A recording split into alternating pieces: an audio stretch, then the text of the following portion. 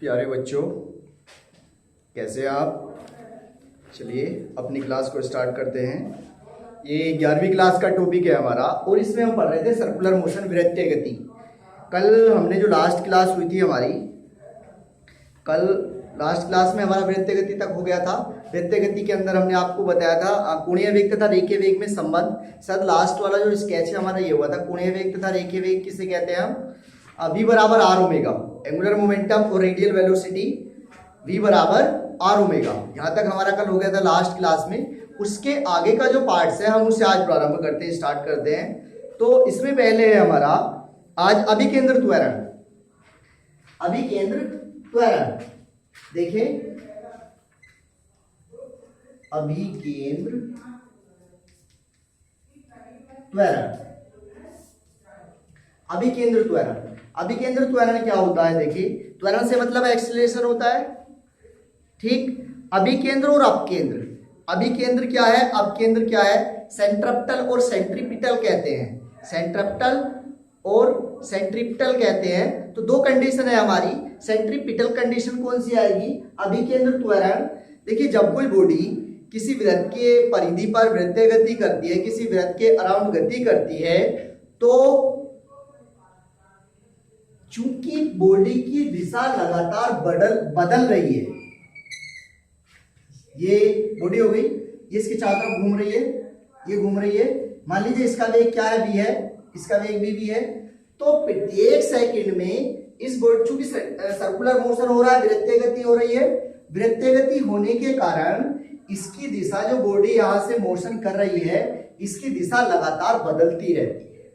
जब वृत्तीय गति करेगी, पहले यहाँ है, अब थोड़ा सा और होगी तो यहाँ हो जाएगी, फिर यहाँ हो जाएगी, यहाँ हो जाएगी।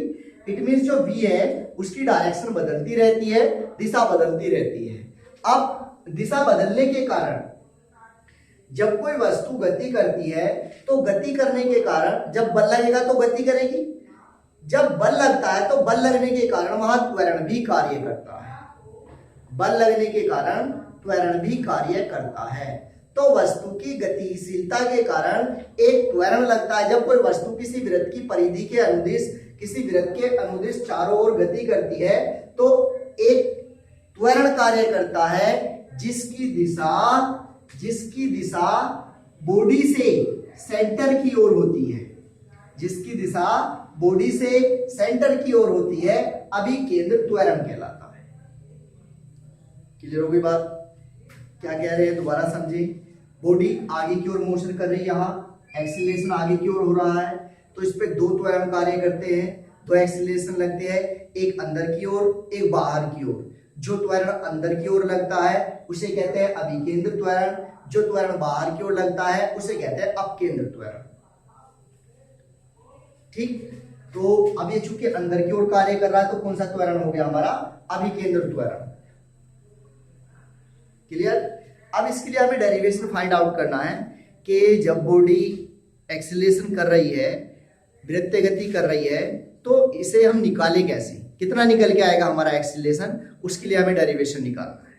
देखें क्या है इसमें,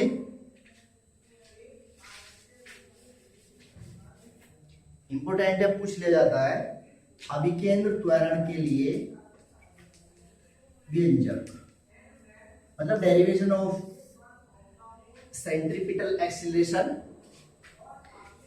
देखिए क्या है, माना कोई बॉडी किसी वृत्त की परिधि के अनुदिश वृत्तीय गति कर रही है, माना कोई बॉडी किसी वृत्त की परिधि के अनुदिश वृत्तीय गति कर रही है। स्मॉल r त्रिज्या का वृत्त है जिसका केंद्र O है। किसी समय बिंदु A पर उसकी चाल v1 तथा डेल्टा t समय बाद उसकी चाल v2 हो जाती है, उसकी चाल क्या हो जाती है, v2 हो जाती है, तथा इतने समय में उसके द्वारा विस्थापन कितना है, डेल्टा s है। S1 से S2 तक, A से B तक उसने कितनी दूरी तय की, डेल्टा s, तथा इस समय में केंद्र पर बनाया गया कोण डेल्टा थीटा है। इतने समय में केंद्र पर बनाया गया कोण डेल्टा थीटा है। तब किसकी परिभाषा से, क्यू पी आर, ये वाला एंगल कितना, डेल्टा थीटा, और ये वाला कितना, डेल्टा वी, और ये क्या है हमारे पास में आर। देखिए ये हमारे पास कोई बॉडी है, यहां से चलना उसने, ओ केंद्र का कोई वृत्त है जिसकी त्रिज्या रेडियस कितनी दे रखी है हमारी, स्मॉल आर उसकी त्रिज्या दे रखी है, स्मॉल आर त्रिज्या है, किसी समय डेल्टा टी पर उसकी चाल कितनी है v1, जब वो बिंदु ए पर है तो उसकी वेलोसिटी कितनी है v1, डेल्टा टी समय बाद वो बिंदु बी पर पहुंच जाता है और उस समय उसकी वेलोसिटी क्या हो जाती है v2, तथा ए से बी तक जाने में जो विस्थापन था, विस्थापन कितना हो जाएगा हमारा डेल्टा एस है, तथा इस विस्थापन में यहां से यहां तक जाने में केंद्र पर बनाया गया कोण, जिसे हम क्या कहते थे, कोणीय विस्थापन कहते थे, कल ही पढ़ा था आपने, हाँ कितना है, डेल्टा थीटा है। क्लियर। अब देखें पी क्यू आर ले लिया हमने, P Q R delta theta into में बी, इसे जब मैंने इस वाले पार्ट्स को बाहर निकाल लिया इसमें से, जब मैं इस पार्ट्स को यहां से बाहर निकालूंगा वो कुछ कुछ इस शेप का बन जाएगा। तो देखिए आप समरूप त्रिभुज ओ ए बी तथा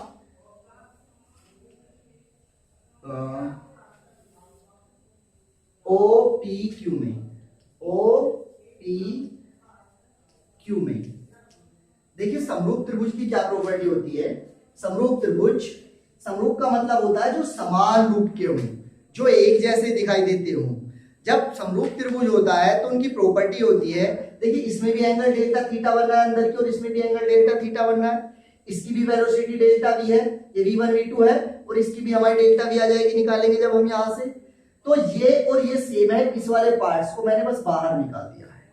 तो समरूप त्रिभुज ओ ए बी में या ए ओ बी में, दूसरा समरूप त्रिभुज ए पी, ये ओ पी क्यू में, जब हम इसकी बात करते हैं तो इसकी भुजा अपॉन इसकी भुजा, इसका कोण अपॉन इसका कोण, इसका विस्थापन अपॉन इसका विस्थापन बराबर होगा।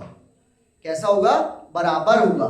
तो समरूप त्रिभुज ओ ए बी तथा ओ क्यू पी में अगर हम इसे लिखें तो किसके बराबर हो जाएगा, ये ए बी अपॉन में किसके बराबर, A O is equal to P Q upon में किसके बराबर, पी आर के बराबर। बस हो गया। ए बी की वैल्यू रखें हम, ए बी बराबर किसके, ए बी बराबर डेल्टा एस के बराबर अपॉन ए ओ, या ओ ए बराबर किसके, स्मॉल आर के बराबर, पी क्यू बराबर किसके, डेल्टा बी के बराबर अपॉन पी आर बराबर किसके, शायद आर है, पी आर बराबर किसके, इनटू में स्मॉल बी के बराबर। पी आर किसके बराबर है हमारे पास में, ये है हमारा स्मॉल बी के बराबर। ठीक, अब क्या करें हम, इसे इधर ले जाए तो delta S is equal to किसके बराबर हो जाएगा, ये आर अपॉन वी इंटू में डेल्टा वी। इसे कहते हो समीकरण नंबर 1। डेल्टा टी से भाग देने पर, डेल्टा टी से भाग देने पर, तो डेल्टा टी से हम इसे भाग देते हैं, क्या आ जाएगा, delta S upon delta T is equal to R upon V into में किसके बराबर, डेल्टा वी अपॉन में डेल्टा टी। यदि डेल्टा टी टेंड्स टू 0 तब लिमिट लगा देंगे इस पे, क्या आ जाएगा, limit delta T tends to 0 delta S upon delta T into में किसके बराबर आ जाएगा, R upon V limit delta T tends to 0 delta V upon में डेल्टा टी। आ गया हमारे पास। अब delta S upon delta T दूरी बटे समय क्या होता है हमारा, चाल वी आ गया, इंटू में आर अपॉन वी हमारा एच डीज, इंटू में वी बटे टी क्या होता है हमारे पास में ए, तो क्या आ जाएगा, इस वी की इधर मल्टीप्लाई कर दूं, वी स्क्वायर, ये आर कहां आ जाएगा नीचे, और ए हमारा यहाँ पे आर नीचे आ जाएगा, और ए बराबर किसके हो जाएगा, ए बराबर वी स्क्वायर अपॉन आर, या वी बराबर ए स्क्वायर अपॉन आर। तो जो फॉर्मूला निकल के आता है वो ये निकल के आता है, अभिकेंद्र त्वरण के लिए ए बराबर v square upon R. Clear? देख ले फिर से अगर समझ में आया हो तो। डेल्टा एस अपॉन आर है, डेल्टा वी अपॉन वी है, ये ऊपर से वैल्यू रख दी हमने यहां से उठा के त्रिभुजों की सहायता से। तो इस आर को हम इधर लेके चले गए, आर अपॉन वी लिख दिया मैंने, इसे आर के अपॉन में लिख दिया, इनटू में डेल्टा वी हमारा एच टी। क्या करें, डेल्टा टी से भाग दे दे, डेल्टा टी से हम भाग देते, इसे भी भाग दे दिया और इसे भी भाग दे दिया। तो delta S upon delta T बराबर R upon V into delta V upon delta T. यदि डेल्टा टी टेंड्स टू 0 हो तब limit delta T tends to 0, delta S upon delta T बराबर R upon V into limit delta T tends to 0, delta V upon delta T. ये आ गया हमारे पास। हमें पता है दूरी बटे समय क्या होता है हमारे पास 4, वी आ गया is equal to R upon V हमारे पास एज इट इज। वेग परिवर्तन की दर को क्या कहते हैं हम, त्वरण कहते हैं। तो किसकी जगह क्या रख दिया हमने, त्वरण ए बराबर वी अपॉन टी के होता है। इसे चाहो तो लिख लेना यहां से, यहां पे लिख लेना वी बराबर किसके होता है, डेल्टा एस अपॉन में डेल्टा टी के, और ए बराबर किसके होता है, delta V upon delta T के बराबर। तो यहां से वैल्यू रखते हैं हम उठा के, v बराबर आर अपॉन वी, इसकी मल्टी इधर कर देंगे तो a बराबर v स्क्वायर अपॉन आर। ये निकल के आता है। इंपोर्टेंट है, पूछ लिया जाता है अक्सर।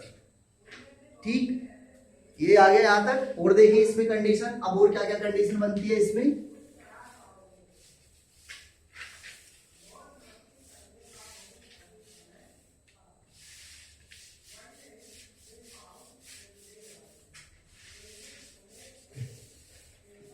और देखें, अब a बराबर वी स्क्वायर अपॉन आर है हमारे पास, और हमने पढ़ा है v बराबर किसके होता है, परंतु v बराबर आर ओमेगा के बराबर भी होता है।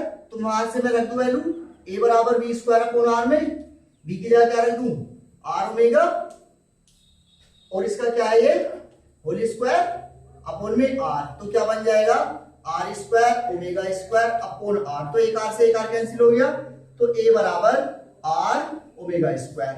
ए की वैल्यू हमारी एक ये भी निकल के आती है। जब हम न्यूमेरिकल्स करेंगे तो सारे फॉर्मूले यूज होंगे, इसलिए ध्यान से देखते रहे। यहाँ गया हमारे पास। अब हमने एक फॉर्मूला और पढ़ा है, परंतु ओमेगा बराबर किसके होता है, 2n पाई के बराबर। तो ओमेगा की जगह 2n पाई रख दूं, a बराबर r इंटू में 2n पाई का होल स्क्वायर इंटू में r into 4n square pi square is equal to 4n square pi square into में r। एक स्मॉल a की वैल्यू मेरी ये भी निकल के आती है। एक और वैल्यू आती है, परंतु स्मॉल n बराबर किसके पढ़ा है हमने, स्मॉल n बराबर 1/t के होता है। आवृत्ति आवर्तकाल की उल्टी होती है। तो यह आ गया स्मॉल n बराबर 1/t। तो a बराबर 4 पाई स्क्वायर r, और n की जगह क्या रख दूं, 1/t स्क्वायर। तो क्या बन जाएगा, 4 pi square t square into में स्मॉल r, और एक r का मान ये भी निकल के आता है। क्लियर? तो ये हमारे पास में त्वरण के रिलेशन है। a बराबर v स्क्वायर अपॉन a बराबर r ओमेगा, a बराबर 4 pi square n square r, a बराबर 4 pi square t square into में r। ये सारी वैल्यूज किसकी हैं, स्मॉल a की हैं। जब हम न्यूमेरिकल्स करेंगे तो सारी यूज होंगी। ठीक, न्यूमेरिकल की कंडीशन के अकॉर्डिंग। नेक्स्ट आता है अभिकेंद्र बल। अभिकेंद्र बल किसे कहते हैं? देखिए, अभिकेंद्र बल होता है जब कोई वस्तु, अभिकेंद्र बल से क्या मतलब है, देखिए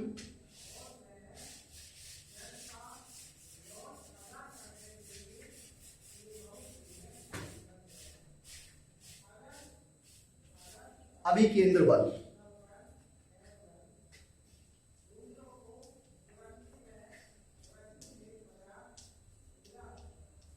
सेंट्रीपिटल फोर्स कहते हैं। जब कोई बॉडी वृत्तीय पथ के अनुदिश गति करती है, एक समान वृत्तीय गति, जब कोई बॉडी वृत्तीय पथ के अनुदिश गति करती है तो एक समान त्वरण से ना होकर अलग अलग त्वरण से लगातार गति करती रहती है। ठीक, कैसे गति करती रहती है, विभिन्न भिन्न वेग से लगातार गति करती रहती है। तो जिसके कारण, गति करने के कारण एक त्वरण कार्य करता है, जिसकी दिशा कहाँ होती है, वृत्त के केंद्र की ओर होती है। उसे क्या कहते हैं हम, अभिकेंद्र त्वरण कहते हैं। बट इस त्वरण को, वस्तु को गति करने के लिए जो त्वरण प्राप्त होता है वो उसके ऊपर लग रहे बल से प्राप्त होता है। वही वस्तु आगे की ओर चल रही है, कैसे चल रही है? जब हम उसके ऊपर फोर्स लगा रहे हैं, बल लगा रहे हैं, तभी तो बॉडी आगे की ओर मोशन कर रही है। जब बॉडी है हमारे पास, हमने इसकी चोक है, चोक के ऊपर जब तक मैं बल नहीं लगाऊंगा, फोर्स नहीं लगाऊंगा, तब तक ये आगे की ओर गति नहीं करेगी। तो क्या है, अब इस बल के कारण जो हम एक्सटर्नल फोर्स लगा रहे हैं, इस बल के कारण वस्तु में त्वरण उत्पन्न होता है, एक्सीलरेशन जनरेट होता है। एक्सीलरेशन कितने टाइप का होगा? 2 टाइप का होगा, एक सेंटर की ओर और एक बाहर की ओर। अब वह बल भी 2 प्रकार का लगेगा, एक अंदर की ओर, एक बाहर की ओर। जो बल अंदर की ओर लगता है उसे कहते हैं अभिकेंद्र बल, और जो बल बाहर की ओर लगता है उसे कहते हैं अपकेंद्र बल। ठीक, आगे अभिकेंद्र बल समान वृत्तीय गति करते हुए वस्तु पर एक बल अंदर की ओर कार्य करता है, जिस बल को क्या कहते हैं? हम अभिकेंद्र बल कहते हैं। क्लियर? आगे देखें। अब अभिकेंद्र बल कैसे आएगा निकल के? अभिकेंद्र बल बराबर F बराबर द्रव्यमान, भाई बल बराबर किसके होता है? द्रव्यमान इंटू में अभिकेंद्र त्वरण। ये तो होता है द्रव्यमान इंटू में अभिकेंद्र त्वरण। द्रव्यमान की वैल्यू क्या होती है? m। अभिकेंद्र त्वरण हमने अभी निकाला है, a बराबर v²/r। a तो F इक्वल टू किसके बराबर हो जाएगा? m इंटू a की वैल्यू, जो अभिकेंद्र त्वरण है सेंट्रीपिटल a t कर लो उसे at, जो अभी a निकाला था ना उसे at बना लो, वो अलग रहेगा। तो इसकी वैल्यू क्या आ जाएगी? a बराबर v²/r। तो f का मान कितना आ गया? f बराबर mv²/r। जो अभिकेंद्र बल का मान है वो ये निकल गया, f बराबर v²/r। क्लियर? अब इसे भी देखो हम चेंज कर सकते हैं, अभी जैसे हमने चेंज किए थे, परंतु v बराबर किसके होता है हमारा? r omega. तो यहां रखेंगे हम, किसकी वैल्यू आ जाएगी? f बराबर m इंटू में r यहां पे रखते हैं हम, r ओमेगा का होल स्क्वायर अपॉन में r। तो वैल्यू कितनी आई?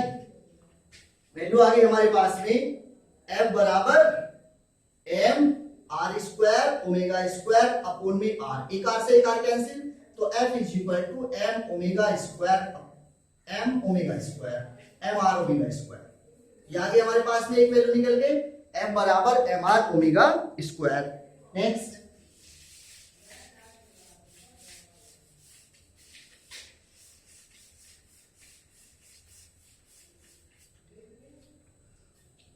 और देखें f बराबर m r ओमेगा स्क्वायर, एक वैल्यू आ गई, परंतु हम जानते हैं क्या? ओमेगा बराबर 2 पाई अपॉन t। तो वहां पे रखेंगे हम f बराबर m r ओमेगा स्क्वायर की जगह क्या रख दे? 2 पाई अपॉन t का होल स्क्वायर। तो m r इंटू में ये कितना हो जाएगा? 4 पाई स्क्वायर अपॉन में t स्क्वायर, एक ही आ जाएगा। तो f बराबर किसके आ जाएगा? 4 pi square t square into में m r के बराबर, एक ही आ जाएगा निकल के। ठीक, एक और पढ़ा था हमने, क्या पढ़ा है? परंतु t बराबर किसके होता है? 1 अपॉन n के। तो n की वैल्यू क्या रख दूंगा मैं 1 अपॉन t की जगह? n बराबर 1 अपॉन t जाओ तो जहां t है उसकी जगह क्या रख दें? n। क्या आ जाएगा? f is equal to 4 pi square n square m r। ये f का मान एक और निकल के आता है। क्लियर? तो ये f के 3-4 वैल्यू निकल के आती हैं।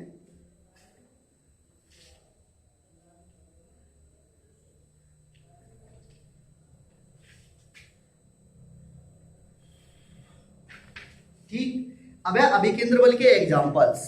जो अभिकेंद्र बल है, अभिकेंद्र बल का हम यूज कहां करते हैं? देखिए मोस्ट इंपोर्टेंट है अभिकेंद्र बल के यूजेस। अगर अभिकेंद्र बल नहीं लगेगा तो बॉडियों का चलना संभव नहीं है। कैसे समझे उसे? देखिए जब कोई बॉडी वृत्ताकार पथ पर गति करती है, सर्कुलर मोशन में, जैसे आपने देखा होगा सड़क पर बॉडी गति कर रही है, बाइक चल रही है या बस चल रही है, एनी बड़ी कार चल रही है, तो जब बॉडी गति करती है तो उसे मोड़ पर मुड़ने के लिए, मोड़ होता है सर्कुलर मोड़, तो मोड़ पर मुड़ने के लिए उसे आवश्यक अभिकेंद्र बल की आवश्यकता होती है। वस्तु को मोड़ पर मुड़ने के लिए आवश्यक अभिकेंद्र बल की आवश्यकता होती है। जो हम पढ़ रहे हैं एफ, ये वाला, ये एफ जो वैल्यू निकाले इसकी आवश्यकता होती है।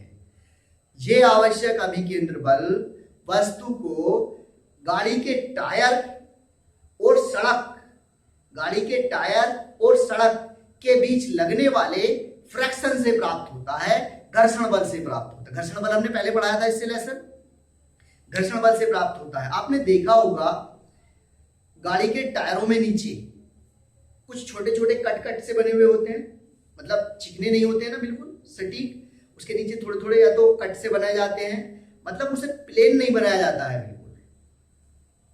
क्यों नहीं बनाया जाता? वो इसीलिए नहीं बनाया जाता क्योंकि जब गाड़ी सड़क के ऊपर चलती है तो हमें मोड़ पर मुड़ने के लिए, गाड़ी को रोकने के लिए, गाड़ी की तेज स्पीड से भगाने के लिए आवश्यक अभिकेंद्र बल की आवश्यकता होती है। और वो मिलता कब है? आपने देखा होगा अक्सर जब बारिश पड़ जाती है, जब बारिश पड़ जाती है तो बाइक की ब्रेक यहाँ पे मारे, रुकती वहां जाके, आगे जाके रुकती। क्यों? क्योंकि उसे पर्याप्त जितना घर्षण बल चाहिए, जितना फ्रैक्शन चाहिए उसे प्राप्त नहीं होता। यह सड़क ज्यादा चिकनी है, सड़क चिकनी है बहुत ज्यादा, तो जैसे हम ब्रेक मारेंगे उसे फ्रैक्शन मिल ही नहीं रहा है, सड़क और टायरों के बीच घर्षण बल मिल ही नहीं रहा है, जिसके कारण बाइक के फिसलने का खतरा बना रहता है, गाड़ियों के फिसलने का खतरा बना रहता है। उससे बचने के लिए आवश्यक अभिकेंद्र बल की आवश्यकता होती है। और देखिए एग्जांपल और कौन से हैं हमारे। एक तो ये हो गया जब मोड़ पर मुड़ेंगे तो मुड़ने के लिए आवश्यक अभिकेंद्र बल की आवश्यकता होगी। आपने देखा होगा गाड़ी के टायर घिसे हुए हैं और आपने तेज स्पीड से मोड़ दी तो आप पता चला गाड़ी ऊपर है, आप नीचे हैं गाड़ी की। होता है अक्सर, गाड़ी या कुछ भी फिसल के गिर जाता है नीचे की ओर। दूसरा है हमारा पहाड़ी पर परमाणु की वृत्तीय गति। आपने केमिस्ट्री में पढ़ा होगा, इलेक्ट्रॉन है, इलेक्ट्रॉन नाभिक के चारों ओर वृत्तीय गति करते रहते हैं, उन्हें आवश्यक अभिकेंद्र बल उसके नाभिक से प्राप्त होता है। नाभिक जो इलेक्ट्रॉनों के ऊपर फोर्स लगाता है जिसे हम नाभिकीय बल कहते हैं, उस नाभिकीय बल के कारण ही उन्हें आवश्यक अभिकेंद्र बल प्राप्त होता है, जिसके कारण इलेक्ट्रॉन चारों ओर गति करते रहते हैं, किसके? नाभिक के। दूसरा और एग्जांपल है इसका, पहाड़ों पर जो पहाड़ी सड़कें होती हैं, पहाड़ों पर जो सड़कें बनी होती हैं, जब वो मोड़ पर मुड़ती हैं तो जो बाहर वाला पार्ट है, बाहर वाला पार्ट, किनारा बाहर वाला, वो थोड़ा सा ऊपर की ओर उठाकर बनाया जाता है। मतलब बाहर वाला किनारा ऊपर की ओर, अंदर वाला किनारा हल्का सा नीचे की ओर। वो इसलिए बनाया जाता है ताकि जैसे ही गाड़ी मुड़े उसे आवश्यक अभिकेंद्र बल प्राप्त हो सके पर्याप्त मात्रा में। ऐसा नहीं है गाड़ी के टायर तो इतने मोटे मोटे, गाड़ी के टायर इतने छोटे छोटे, लोड रख दिया उसके ऊपर इतना सारा, तो क्या मिलेगा पर्याप्त आवश्यक अभिकेंद्र बल? नहीं मिलेगा। इसलिए आपने देखा होगा पतले टायरों की गाड़ियां ज्यादा फिसलती हैं, मोटे टायरों की गाड़ियां कम फिसलती हैं।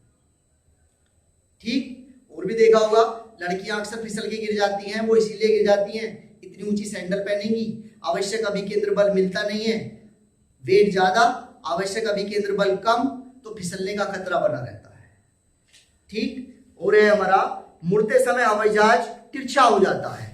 ये भी आपने देखा होगा, अगर मूवी वगैरह में देखा होगा, अगर एक्चुअल ना देखा हो, तो जब एरोप्लेन मुड़ता है, हवाई जहाज मुड़ता है, तो वो थोड़ा सा तिरछा हो जाता है। वो तिरछा इसीलिए होता है ताकि उसकी पंखुड़ियों को मुड़ने के लिए आवश्यक अभिकेंद्र बल प्राप्त हो सके। ठीक। चलिए, ये अभिकेंद्र बल का हमारा चैप्टर था। आज की क्लास में इतना ही, नेक्स्ट क्लास में फिर से मिलते हैं। Thank you.